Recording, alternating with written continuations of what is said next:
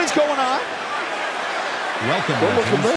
This is News and Rings, bringing you non-stop WWE news, match results, and inside scoops. Hit subscribe and let's dive straight in. Last night on Raw delivered one of the most volatile confrontations in recent memory as CM Punk stormed straight into Seth Rollins' locker room, demanding answers about the mysterious masked man whose shocking attack at Survivor Series War Games still hangs over the entire WWE landscape. After weeks of tension, speculation, and silence, Punk finally reached his breaking point. The image of a hooded figure using Rollins' own stomp to lay him out backstage has become one of the most talked-about moments of the season, and Punk has made it very clear he won't let it go until he gets the truth. His mood last night said everything. He wasn't there to talk. He wasn't there to negotiate. He was there to confront the one man he believes knows more than he's admitting. And when Punk confronts someone, especially someone like Seth Rollins, fire meets fire, and the sparks were unavoidable. The mysterious masked man returns to the story. The masked attacker has become the center of WWE's biggest question mark.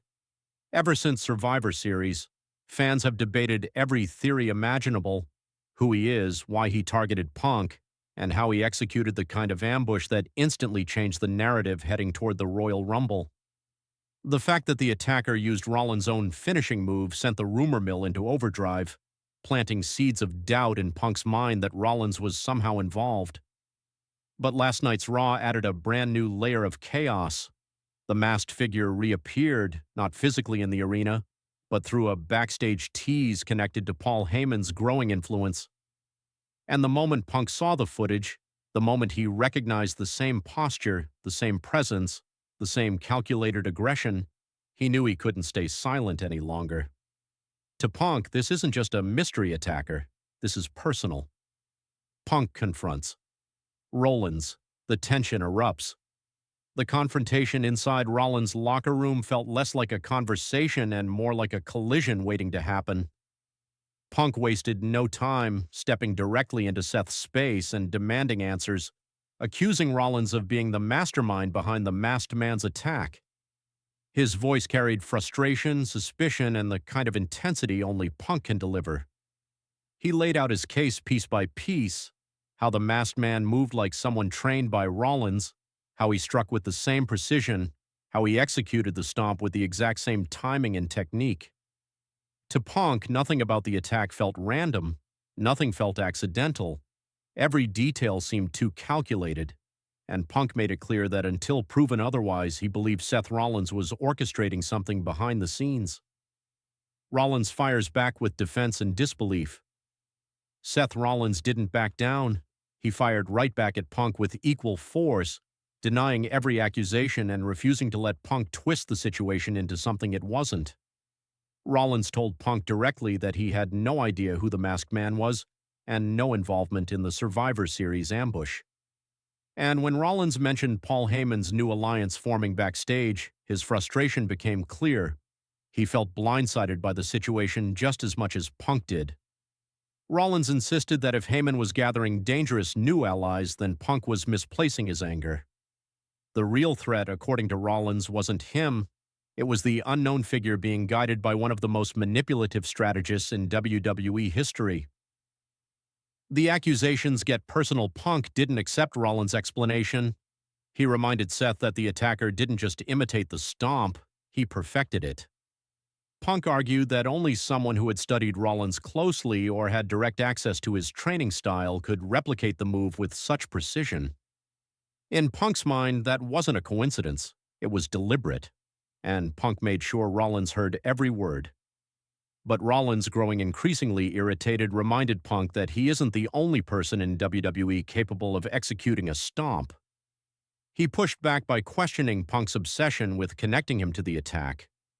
Rollins suggested that Punk might be letting paranoia cloud his judgment, especially with Heyman making moves in the shadows again.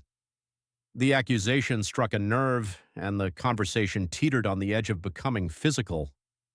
Rollins shifts the focus to the real threat.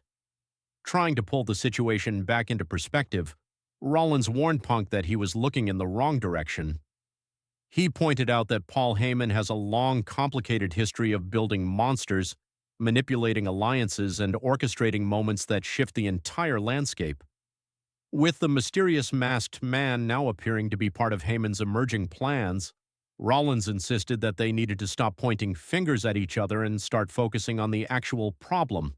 The unknown figure who clearly isn't done making statements, Rollins emphasized that if Heyman is assembling a new empire, then the masked man isn't a random attacker, he's a weapon, and weapons are never aimed without purpose. Punk refuses to back down, but something changes. Even though Punk didn't fully accept Rollins' explanation, something shifted in his expression. He didn't apologize and he didn't agree, but he listened. For a split second, Punk seemed to acknowledge that Rollins may not be lying, that the masked man might not be working for Seth. That maybe, just maybe, something larger is happening behind the scenes. Punk didn't say it out loud, of course. He never does. But the tension in the room softened just enough to show that Rollins' words had landed. Punk still believes Rollins is connected to the situation somehow, but he's beginning to realize there's someone else pulling strings, someone even more dangerous, someone even more calculated, someone who thrives on creating distrust between opponents. The shadow of Paul Heyman looms over everything. Paul Heyman's growing presence behind the scenes has become one of the most unsettling developments on Raw. With Heyman rumored to be forming a new alliance and possibly bringing in a new powerhouse, the masked man's attack on Punk suddenly feels less like revenge and more like a message, a test, a demonstration. And Punk and Rollins may both be caught in the crossfire of something much bigger than their rivalry. The fact that neither man knows the masked figure's identity only heightens the stakes. Heyman has a history of finding destructive personalities, shaping them, weaponizing them, and unleashing them at the perfect moment. If the masked man is part of that process, then Raw may be heading toward a storm neither Punk nor Rollins is fully prepared for. What this means for the road ahead. The confrontation between Punk and Rollins didn't end with a handshake, nor did it end with a fight. Instead, it ended with a chilling realization: both men might be targets, both men might be marks, both men might be pieces on a board controlled by someone else entirely. The road to the Royal Rumble now feels more unpredictable than ever. Punk wants justice, Rollins wants answers, the masked man wants chaos, and Paul Heyman, well, he wants power. And history has shown that when Heyman wants something, he always finds a way. A story that is far from over. Last night's Raw didn't solve anything. It ignited everything. Punk still wants the truth. Rollins still feels the pressure of suspicion. The masked man still lurks in the shadows, identity unknown and intentions unclear. And the WWE Universe is left questioning what comes next. This story is far from finished. In fact, it's just beginning. And as the tension rises, as the mystery deepens, and as alliances continue to crack, one thing is guaranteed: the next confrontation will be even more explosive.